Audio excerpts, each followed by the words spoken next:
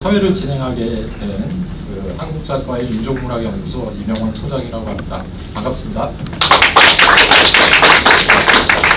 2024년이 한국작가회의가 자유신청문인협의회 출범으로부터 50주년이 된 해입니다. 올해는 2023년이고요.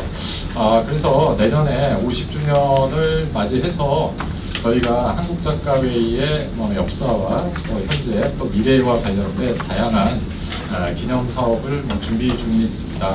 오늘 진행되는 행사는 그러한 준비 작업 중에 하나로서 6개월에 1회, 반년에 1회 정도 해서 한 3, 4일 정도 연속 심포지움을 통해서 한국작가회의의 과거, 현재, 미래를 좀 짚어보는 그런 논의를 하고자 합니다. 그래서 오늘 첫 심포지움을 진행하게 되었습니다.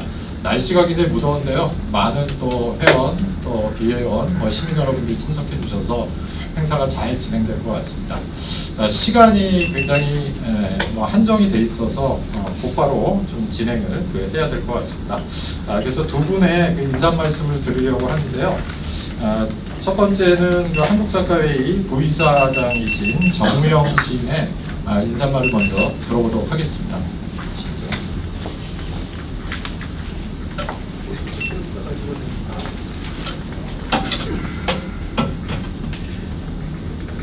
안녕하세요. 정우영입니다.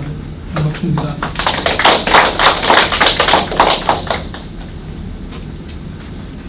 사회자도 얘기했지만 오늘 갑자기 좀 더워졌는데요. 더워지니까 이런 생각이 먼저 들더라고요. 우리가 기후위기 얘기 많이 하는데 정말 기후위기가 우리 피부에 와닿는구나. 생명, 평화, 한국문학 이렇게 이번 심포지엄의 주제를 잡았는데요. 이런 기후 위기를 실감하면서 우리가 지금은 쾌적하게 실내에서 서로 생명 평화 문학을 공감하게 되지만 실제로 우리한테도 와 있다 이런 생각이 듭니다. 본래 이런 말씀은 제가 아니라 이사장님, 윤정보 이사장님이 나와서 하셔야 되는데 이사장님이 최근에 좀 몸이 그다지 여의치 못해서 제가 대신 여러분께 인사드립니다. 사회자도 얘기했지만 내년에 한국작가회의가 50주년을 맞거든요. 그래서 50주년 기념사업 추진단을 꾸려서 저희들이 몇 가지 행사들을 추진하고 있습니다. 그 중에 아주 중요하게 여기는 게 심포지움이었어요. 심포지움 그러니까 이게 어려이긴 하지만 마땅히 다른 말이 없더라고요. 학술대회 이러자니 이 형식이 학술대회 이러면 뭔가 너무 좀 고답적이고 딱딱할 것 같아서 그래서 그냥 심포지움이란 말로 이렇게 저희도 받아서 추진을 하려고 합니다. 근데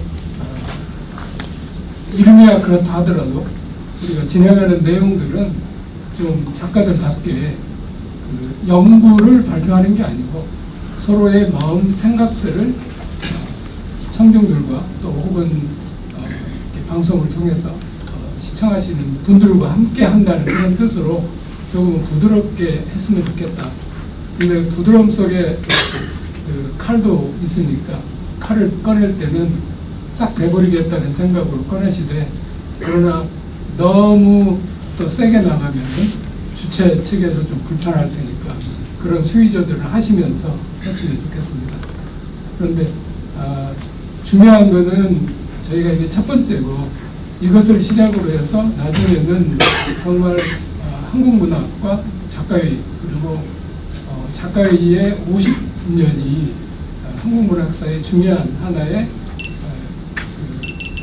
시작이었고 또 중간고리였고 그리고 바라는 데는 향후 100년 한국문학의 100년이 어떻게 전개될지를 고루 점검하는 중요한 자리가 됐으면 좋겠다는 생각을 갖습니다. 그리고 특히 의미 있는 것은 저희가 서울 수도권에서 행사를 할 때 대체로는 서울 수도권에 계신 분들 위주로 이렇게 말씀하시는 분들, 발제자나 이런 분들이 짜여지게 되는데 그래도 이번에는 영남권, 이를테면 대구 쪽이나 심지어는 이중기 발제하시는 이중기 선생은 지금 농사 되게 바쁘시잖아요. 주업이 농사인데 저희가 이 중요한 얘기는 형이 아니면 할 사람이 없다. 그래서 농사 짓는 분을 좀 그 시간을 저희가 이럴 때는 시간을 뺏었다 이렇게 표현해도 될 것 같아요. 그래서 모셨습니다. 그래서 다른 분들도 그렇지만 이중기 선생이 나오시면은 박수를 좀 크게 세게 또 돌아갔는데 불러놓고 쟤들이 나를 홀대하네 혹시 그러실 수도 있지 않을까. 그렇지 않겠지만 그래서 미리 여러분께 말씀을 드립니다. 그리고 기조강연 정지창 선생님 해주실 텐데요. 조금은 작가회하고 정지창 선생님 특히 본회에서는 이런 연결이 부족하지 않았던가 하는 생각도 듭니다. 그런데 오늘 아마 여는 말씀을 정말 귀한 말씀을 듣는 자리가 될 거라고 생각합니다. 간략하게 이렇게 말씀드렸고요.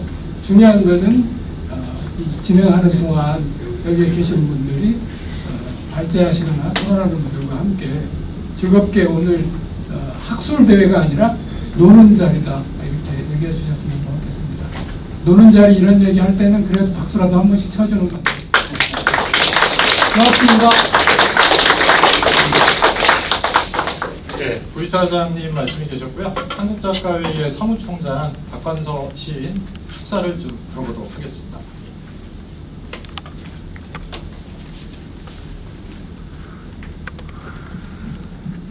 인사드리겠습니다. 박관서입니다. 먼저 지난 1년 동안 지금 오늘 행사를 준비하기 위해서 고생하시는 50주년 추진단 그리고 민족문학연구소 관계자 여러분에게 감사드리고요. 또 이 행사를 주최하고 후원하신 우리 한국문학예술저작권협회 측에도 감사의 말씀드립니다. 모처럼 뵈는 선배님들이 많아서 제 넋두리 조금 하자 보면은 제가 지금 전라도 촌에서 올라와가지고 지금 1년 한 3개월째 사무총장 일을 하고 있습니다. 성매도 잘 모르고 이것저것 모르는 상황에서 여기저기 뛰다 보니까 마찰도 많고 여러 가지 일들도 많았습니다. 그래서 처음에는 저는 그런 일들이 앞에 닥칠 때 우리 전라도에 있다가 서울에서 활동하신 조태일 시인 같았으면 이런 상황에서 어떻게 대응을 했을까를 이렇게 생각을 했습니다. 근데 또 그게 아니더라고요. 그래서 뒤에는 한 5, 6개월 전부터는 이런 상황 같았으면 최광석 옛날 우리 명예사무총장님 같으면 어떻게 했을까 이런 식의 기준을 잡고 했었는데 최근 들어서는 그것도 안 맞아요. 잘 아시다시피 이태원 참사라든가 코로나라든가 또 폭염, 산불 이런 데서 보듯이 아까 우리 정우영 부사장님도 말씀하셨다시피 기후위기라든가 또는 세대 간의 갈등을 넘어서서 전혀 이해되지 않는 이런 것들이 쌓이는 우리 사회 현상에서 이 문학이라는 게 특히 문학 단체라는 게 어떤 기준으로 어디로 가야 되는가 이것들이 진짜 답이 잘 안 나오는 상황 같아요. 그래서 지금 이런 50주년 저희 기념사업이 물론 50주년을 기념하고 정리하고 새로운 길도 밝히겠지만 우리 사람으로 치면 50살이잖아요. 50살이면 중년을 넘어서서 장년으로 가는 길인데 몸에는 자꾸 이상이 붙기 시작하고 피곤함도 나타나고 이러는데 이걸 새로운 세대한테 넘겨줘야 될 나이죠. 그래서 아마 우리 속에 새로운 세대는 있다고 생각을 합니다. 그래서 그 새로운 세대를 좀 찾아가지고 이제 모든 일을 좀 넘겨준다는 차원에서 근데 그 넘겨주는 일이 쉽지는 않죠. 요즘 며칠 전에 고영직 시인이 칼럼을 썼던데 우리 사람은 어렸을 때 태어나서 주머니 손으로 꽉 쥐고 나서 절대 나를 놓지 않으려고 한다 이런 것들이 있더라고요. 그래서 우리들 속에도 그런 속성이 좀 있지 않을까 그런 생각을 해요. 우리 문학 속에도. 그래서 50주년 기념 사업을 하시면서 우리가 새롭게 넘겨줄 것은 무엇이고 새롭게 이해받는 문학 쪽에서는 어떤 일을 할 것인가 이런 것들을 좀 최소한 가늠해주고 가야 할 방향이라도 짚어주는 이런 일들을 좀 해주셨으면 고맙겠습니다. 물론 어려운 주문이죠. 예, 그래서 최대한 노력을 하고 같이 좀 이렇게 밀고 나갔으면 합니다. 예, 감사합니다. 예, 사무총장님 말씀 들었습니다. 우리가 이제 50주년 관련 심포지엄 할 때도 해당 관련해서 논의가 아마 이어지지 않을까 싶습니다.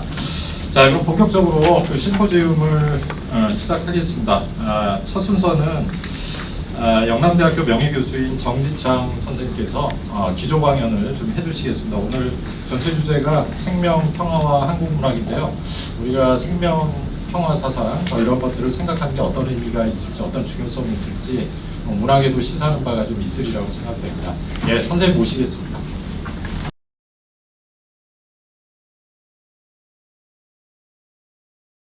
예, 정주창입니다. 네, 조금 전에 사회자께서 저 영남대학교 명예교수라고 그랬는데 사실은 명예교수가 아닙니다. 명예교수 그걸 못 받았어요. 그 박근혜가 재단 복귀하는데 제가 반대를 열심히 했더니 학교 명예를 실추시켰다고 명예교수와 자격이 없다고 해가지고 못 받았습니다.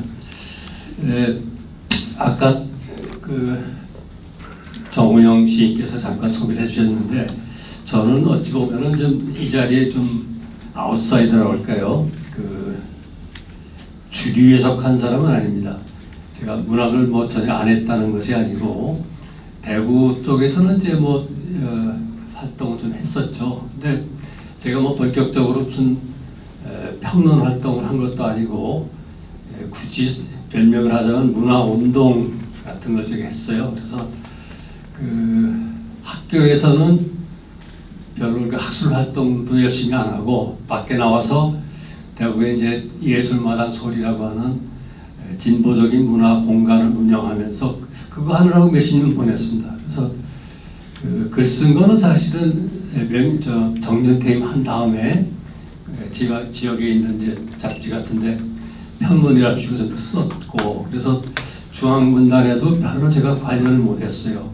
85년인가 시천문학 편집위원을 했는데 민중교육 사건이 나가지고 시천문학이 취소가 됐지 않습니까? 그래서 또 활동을 못하고 일단 뭐 그렇게 됐습니다. 그래서 오늘 제가 얘기할 것도 사실은 이런 문학 분단의 좀 아웃사이더로서 평소 느꼈던 생각을 그냥 이렇게 허심탄회하게 토로하는 그런 형식으로 하려고 합니다. 그래서 제가 학교 있을 때도 학술활동 열심히 안 했습니다, 사실은. 그래서 그런 형식을 제가 좀 싫어합니다, 사실은. 뭐 학회에서 뭐 하고 토론문 발표하고 이런 거 싫어해서 그냥 허심탄회하게 쓴 거 보면 아시겠지만은 제가 그냥 말하듯이 이렇게 했으니까 그냥 그 부담 갖지 말고 들어주셨으면 좋겠습니다. 그리고 오늘 제가 동학 얘기 좀 할 텐데요. 이것도 제가 신앙이나 종교로서 동학을 얘기하는 게 아닙니다. 그러니까 그런 쪽에서 오해는 없으시기 바라고요. 그냥 제 느끼고 생각한 걸 그대로 솔직하게 말하듯이 제가 적어왔으니까 시간 절약을 위해서 그냥 쭉 읽겠습니다. 앉아서 하겠습니다.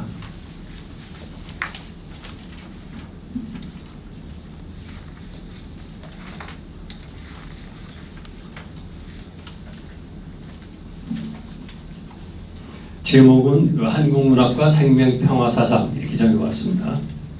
첫 번째 항목 한국 생명평화사상의 뿌리.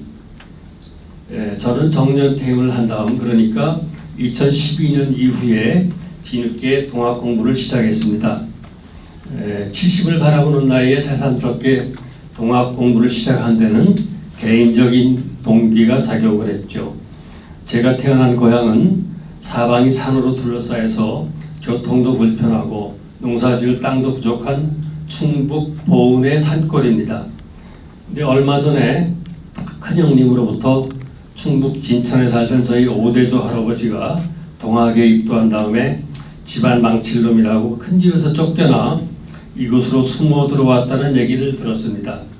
근 100년이 지나도록 저희 집안에서 동학은 금기 영역으로 남아 모두 쉬쉬하며 지내는 거죠.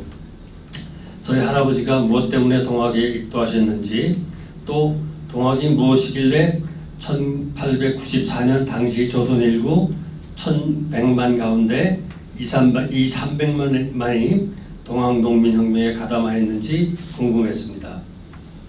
저는 우리 근현대 학문의 역사가 19세기 말과 20세기 초에 수입된 서양의 학문, 즉 서학의 이식사라고 배웠습니다.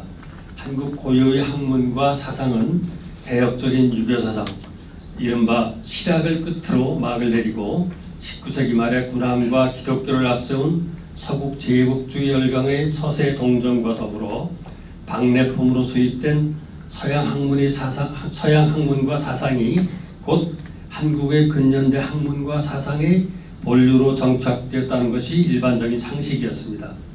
그러다가 동학을 공부하면서 한국 근현대 사상의 뿌리가 동학이라는 사실을 알게 되었습니다.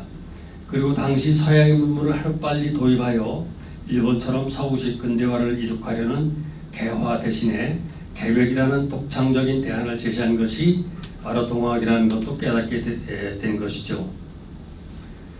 동학의 창시자인 수은 최재우 선생은 모든 사람이 하늘님을 모신 거룩한 존재이므로 신분과 남녀와 노소의 구별 없이 누구나 하늘님으로 모셔야 한다고 가르쳤습니다. 말하자면 자생적인 만빈 평등 사상이죠. 동학의 이대 교주인 해월 최시영 선생은 천지는 우리를 낳고 기르는 부모와 같으니 공경하여 모셔야 한다고 가르쳤습니다. 또한 사람뿐만 아니라 생물과 무생물까지 부모처럼 공경하여 모시라고 가르쳤습니다. 바로 삼경사상이죠. 요즘 말로는 생명사상민생입니다.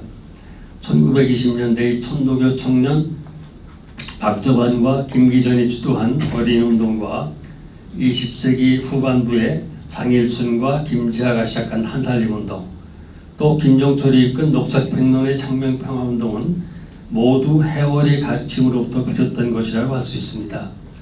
그러니 동학을 한국의 근현대 사상의 뿌리라고 보는 것이 전혀 무리가 아니라고 저는 생각합니다.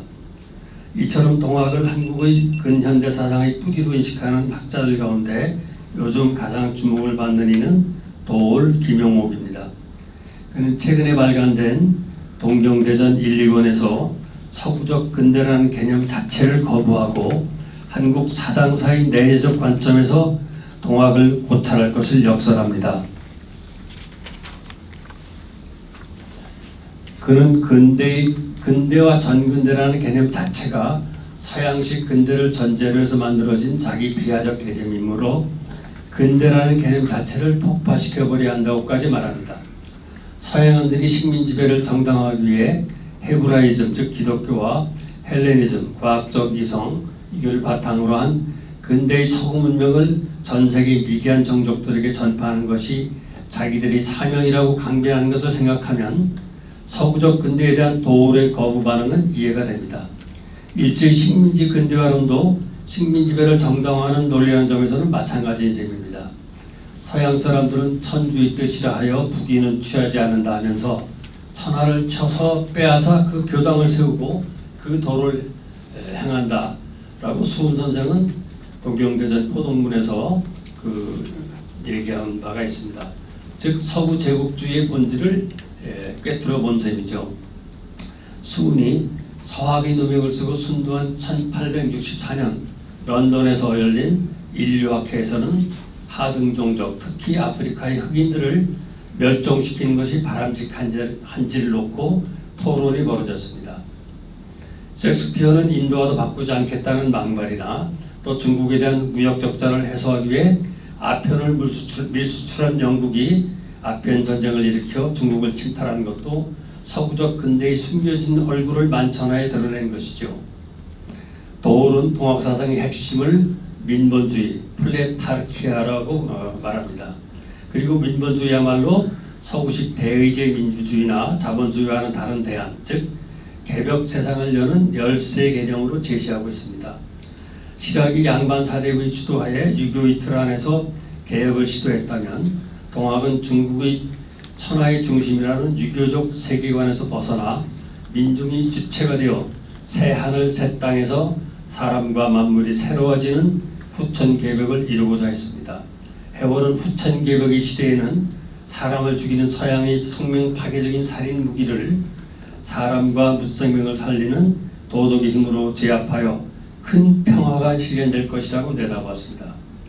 서해의 무기는 세상 사람에겐 주어 대적할 자 없다고 하나 무기는 사람 죽이는 기계를 말하는 것이요 도덕은 사람 살리는 기틀을 말하는 것이니 그대들은 이때를 당하여 수도를 지극한 마음으로 함이 옳으리라. 즉 큰 전쟁 다음에는 반드시 큰 평화가 있는 것이니 전쟁이란 평화의 근본이니라. 사상은 동방에 있고 기계는 서방에 있느니라. 여기서 도덕이라는 건 요즘 얘기한 모럴이 아니고 도와 덕을 가리키는 겁니다. 그러니까 우리 전통 개념에서 말하는 도와 덕이죠. 요즘 서양식 개념의 도덕과는 다른 겁니다. 개화가 서양식 근대화를 통해 부국강병과 풍요로운 자본주의 사회를 추구했다면 개벽은 만인과 만물이 평등하고 평화롭게 공존하는 민주주의 사회를 지향했다고 하겠습니다. 이러한 개벽의 열망은 동학농민혁명의 실패로 좌절되었으나 그 후 항일 의병과 3.1 만세운동, 1920년대의 개벽 문화운동으로 그 맥이 이어졌습니다. 그리고 동학이 추구했던 민본주의는 민초들이 가슴 속에서 지하수처럼 흐르다가 4.19 혁명과 5.18 광주민주항쟁, 60항쟁을 거쳐 21세기 촛불항쟁까지 때가 되면 간헐천의 물줄기처럼 지상으로 솟구쳐 올라왔습니다. 이런 점에서 동학의 민본주의 정신은 우리 근현대 사상의 원천으로서 여전히 고갈되지 않은 지하의 수맥처럼 현재성을 가지고 있다는 것이 저희 생각입니다. 두 번째 항목입니다. 자실의 탄생과 민족, 민중문학의 전개. 다음에는 한국의 근현대 문학의 뿌리에 대한 저희 소견을 말씀드리겠습니다. 한국의 근현대 사상과 마찬가지로 19세기 말과 20세기 초의 이른바 개화기에 일본을 거쳐 수입된 서양의 문학이 곧 한국의 근현대 문학으로 인식되어 왔습니다. 이른바 이식된 서구식 문학이 바로 한국 근현대 문학으로 자리 잡았던 것이죠. 우리가 배운 대부분의 한국 문학사가 최남선과 이광수로 대표되는 서구식 자유시, 즉 신체시와 서구식 소설, 신소설을 새로운 한국 근대문학의 시발점으로 기술한 것은 이런 이식문학 논적 관점을 반영한 것입니다. 그러나 과연 이른바 개화기 일본을 통해 수입된 서양 문학의 개념과 양식이 곧 한국 근현대 문학의 시작이라고 볼 수 있을까요? 이명택 선생과 최원식 교수는 이인직에서 이광수로 이어지는 신소설의 계보보다 이해조에서 홍명희, 염상섭으로 이어지는 소설의 전통을 한국 근대문학의 중심축으로 설정하고 있습니다. 통속적인 신학에 가까운 이인직의 혈의루보다 혈의루보다는 같은 시기에 나온 이해조의 한문소설 신단공안이 훨씬 우리의 전통 한문소설과 신소설이 교역 역할을 하는 작품이라고 보는 것이죠. 친일 개화를 표방한 이인직보다 전통의 야담설화를 새로운 소설 형식에 담아낸 이해조를 높이 평가하는 이런 견해는 아직 정설로 인정받고 있지는 못합니다. 그렇지만 앞으로 전문적이고 심층적인 연구가 뒤따라야 할 거라고 저는 생각을 합니다. 그렇지만 서구식 문체로 개화를 추구한 이광수의 무정 같은 작품보다는 진화문학의 영향을 받아 사건이나 정조들이 우리와 유리된 문학, 즉 구미문학의 영향을 받아 서양 냄새가 나는 문학이 아니라 사건이나 인물이나 묘사로나 정조로나 모두 남에게서는 옷 한 벌 빌어입지 않고 순조선식으로 만든 작품, 즉 조선 정조의 일관된 작품인 벽조 홍명의 임꺽정을 한국 근대 한국 문학의 본격적인 작품이라고 평가하는 데는 대부분의 역학자나 평론가들이 의견이 일치하는 것 같습니다. 이와 아울러 이른바 개혁의 꽃을 피운 애국 계몽 가사와 신민요에 주목하는 이들도 있습니다. 소설가이자 평론가인 하응백은 우리 현대시의 원형을 민요에서 찾아야 한다고 주장하면서 우리 현대시는 1900년대 어느 날 서양에서 뚝 떨어진 것이 아니다라고 말합니다. 이와 함께 서구식 자유시를 수용하되 조선 전통의 민요와 정조와 가락을 살린 김소월의 시적 성취도 높이 평가해야 된다고 저는 생각합니다. 해방 이후에 이러한 민족문학의 맥을 이은 시기는 신동엽이 거의 유일하지만 4.19 이후에 와서야 조동일 등의 선도에 의해 전통문화에 대한 관심이 널리 확산되어 일종의 민중문화운동으로 전개되었죠. 1960년대 70년대에 김지아가 선보인 시와 담시, 즉 장작 판소리 이 작업은 풍자를 통한 현실 비판과 군부 독재에 대한 정치적 저항이라는 측면과 함께 민중 중심의 민중문학의 복권과 재창조라는 관점에서 살펴볼 필요가 있습니다. 황석영, 김남주, 백무산으로 이어지는 이런 민중문학의 흐름은 김지아로부터 발원하고 있습니다. 김지아가 문학뿐만 아니라 마당극과 민중미술, 민중음악 등 여러 분야의 문화운동이 발원지가 된 것은 전통문화의 가치를 발굴하고 보관하는 데 그치지 않고 그것을 혁신하여 당대 현실을 반영하고 풍자하고 비판하는 재창조의 길을 개척했기 때문입니다. 1974년 11월 18일 자유실천문인협의회, 즉 자실이 창립된 직접적인 계기는 오적 필요 사건으로 인한 김지아의 구속이었습니다. 고은 등 문인 101명이 서명하여 발표한 창립 선언문은 김지아를 비롯한 긴급조치 구속 인사들의 석방을 촉구하고 사상 표현의 자유를 보장하라고 요구했습니다. 이후 자실은 1980년에 광주 민중항쟁을 겪으면서 구속 문인들이 석방과 표현의 자유를 내치는 한편 기관지 실천문학과 민족문학교실 등을 통해서 대중과 접촉하면서 민중 주체인 민족문학을 전파하는 데 앞장섰습니다. 자실과 그 후신인 한국민족문학작가회의와 한국작가회의의 활동에 대해서는 뒤에 강영철 선생이나 다른 분들이 세밀하게 짚어줄 터이지만은 저로서는 자시 발족과 더불어 진행된 한국문학의 질적 변화에 주목하고 싶습니다. 이 점에 대해서는 자실이 창립 주역 가운데 하나인 연몽 선생의 말씀을 들어볼 필요가 있습니다.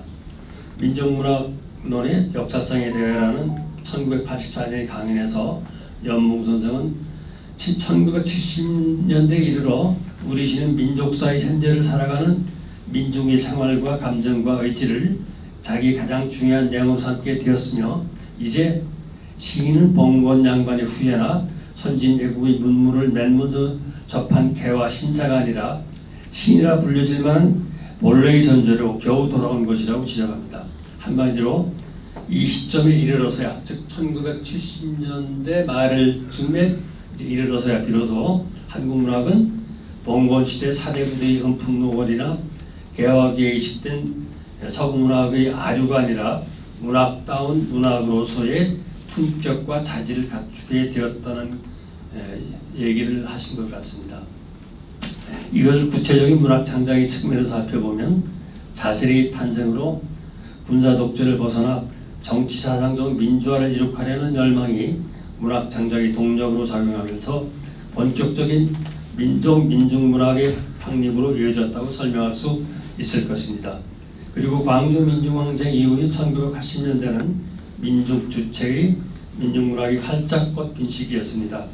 이 시기에 발표된 김남주의 옥중시와 박노의 백무산의 노동시, 또 김지아의 생명담론은 신선한 충격을 주면서 한국문학의 새로운 지평을 열었다고 하겠습니다. 이와 함께 분단 극복과 평화 통일을 위한 담론들이 백화제 방식으로 펼쳐졌습니다. 가령 백납청은 1988년 분단체제 극복과 통일을 얘기하면서 처음으로 개벽과 마음 공부라는 화두를 제시했습니다. 여기서 백납청은 남북 분단이 단순한 국토의 분단만이 아니라 영원함의 지역 감정 같은 우리 마음속의 분열과 병들과 얽혀 있다고 진단하고 통일을 이루려면 상식을 뛰어넘는 일대 비약, 즉 개벽이 필요하다고 역설합니다. 그러면서 진정한 통일을 위해서는 마음이 통일을 향해 열리는 일과 문단체제의 예부적 기구를 몸으로 허물어가는 일을 동시에 진행해야 한다고 설파합니다. 동학과 정산교, 원불교의 공통 화두인 개벽과 김약에 연결된 백나청의 독창적인 통일론은 개벽 통일론으로 부를 수 있을 텐데요. 이것은 1990년대 이후에 변혁적 중도주의와 자본주의 적응과 극복이라는 이중 과제론으로 진화합니다. 이에 대해서는 별도의 논의가 필요하겠지만 이 자리에서는 이제 생략하도록 하겠습니다. 1990년대에 접어들어서 작가들은 통일과 평화라는 새로운 화두를 붙들고 본격적인 실험을 하게 됩니다.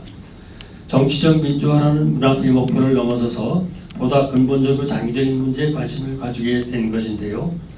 그러한 전환의 직접적인 계기는 1989년에 이루어진 무익환 목사와 작가 황석영 전 대표의 임수경의 방북일 것입니다. 김남주의 40년 동안이나 시죠. 문익환의 꿈을 비는 마음, 그다음에 백무산의 기차를 기다리며 이런 시들을 읽어보면 통일과 평화가 얼마나 간절하면서도 영원한 꿈인가를 깨닫게 됩니다. 소설의 경우에는 분단 문학을 이끈 이호철, 최인훈, 이문구, 조정래, 김어릴, 김성동 등 남성 작가들과 함께 박완서, 김희정, 정지아 등 여성 작가들의 이름을 추가해야 할 때가 되었다고 생각합니다. 광주의 5월 민중항쟁과 함께 제주의 4.3 항쟁, 대구 경북의 10월 인민항쟁, 그리고 베트남 파병과 양민 학살의 진상을 파헤친 작품들이 시차를 두고 우후죽순처럼 나타난 것은 분단 체제에 대한 인식이 작가들의 일종의 상식으로 자리 잡았기 때문이라고 봅니다.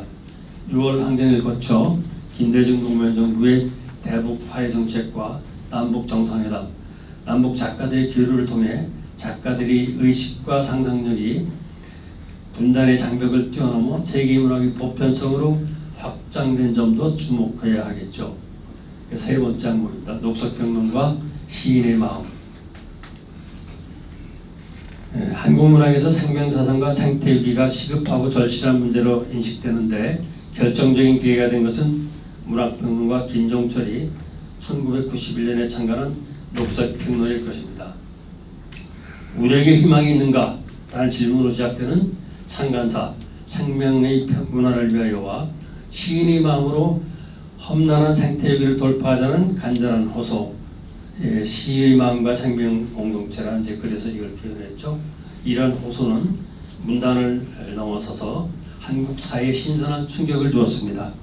창건에 실린 우리는 결국 형제들이다라는 셰틀 주장의 메시지는 천지 만물은 사고팔 수 없는 우리 형제들이라는 소박하지만 오묘한 생태적 감수성을 보여주는 생태학 선언문으로 널리 읽겠습니다. 그런데 김종철이 이 녹색평론을 발행하여 결심한 데는 1991년 여름 농민들이 돈이 되지 않는다고 오리밭을 불태우는 충격적인 사건이 계기가 되었습니다. 박정희 정권이 조국 근대화를 내걸고 경제개발 5변격을 밀어붙인 지 불과 30년 만에 한 세대가 지나기 전에 한국은 농경국가에서 산업국가로 변했죠. 또 농업은 그야말로 전폐 위기에 내몰려 급기야는 농민들이 피땀 흘려 지은 농사를 갈아엎고 불태우는 반생명적인 불경을 저지르게 된 것입니다. 이것은 김종철에게 절망적이고 세상이 끝장났다는 충격을 주었고, 그래서 그는 녹색평론이라는 격을간 잡지를 통해 소농 중심의 농본사회와 자발적 가난 등 급진적이면서 시대착오적인 것처럼 보이는 대안을 끊임없이 호소했습니다. 저는 김종철의 이런 근본주의적 생명사상은 농민들의 소박한 입장을 대변하는 것이라고 봅니다. 가령 반도체나 자동차를 수출하기 위해 억지로 쌀을 수입해야 하는 신자유주의 시대의 무역체제는 안 사먹겠는데 억지로 파는 건 무슨 경우요? 강도는 다름없지 라는 농민의 항변을 들어보아야 그 폭력적이고 반생명적인 본질이 드러나는 것이죠.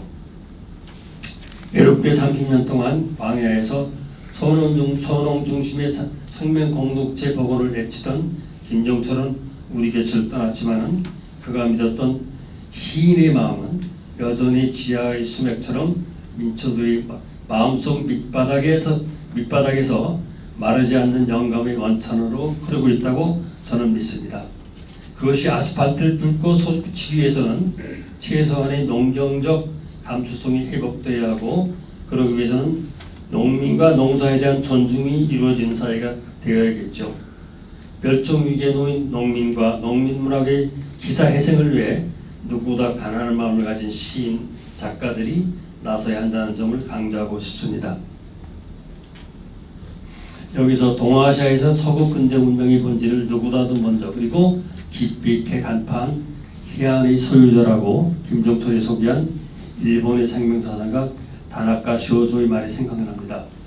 참된 문명은 산을 황폐하게 하지 않고 강을 더럽히지 않고 마을을 파괴하지 않고 사람을 죽이지 않는다고 주장한 그는 죽기 직전 1913년 7월 21일 이런 말을 남겼습니다. 사람이 물질의 진동만 이룬 채 그것을 더해 나간다면 사회는 암흑이 된다. 전기가 들어와 오히려 세상이 어두운 밤이 되었다. 전기가 들어와 오히려 어두운 밤이 되었다는 표현은 시인의 마음에서만 나올 수 있는 표현이라고 생각합니다. 마지막으로 다나카 쇼조 못지않게 시인의 마음을 지닌 해월의 천지부모 한 대목을 읽으면서 제 발제를 마치겠습니다. 부모가 아이를 베고 낳아 키우는 것은 곧 천지가 아이를 베고 낳아 키우는 것이니 사람이 어렸을 때에 그 어머니 젖을 빠는 것은 곧 천지의 젖이요 자라서 오곡을 먹는 것은 또한 천지의 젖이니라. 어려서 먹는 것이 어머님의 젖이 아니고 무엇이며 자라서 먹는 것이 천지의 곡식이 아니고 무엇인가. 젖과 곡식은 다 이것이 천지가 베푸는 은덕이니라.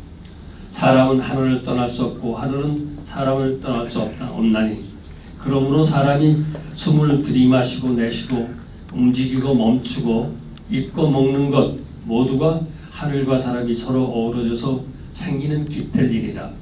하늘은 사람에 의지하고 사람은 먹는 데 의지하나니 만사를 안다는 것은 밥 한 그릇을 먹는 이치를 아는 데 있느니라. 끝까지 들어주셔서 감사합니다.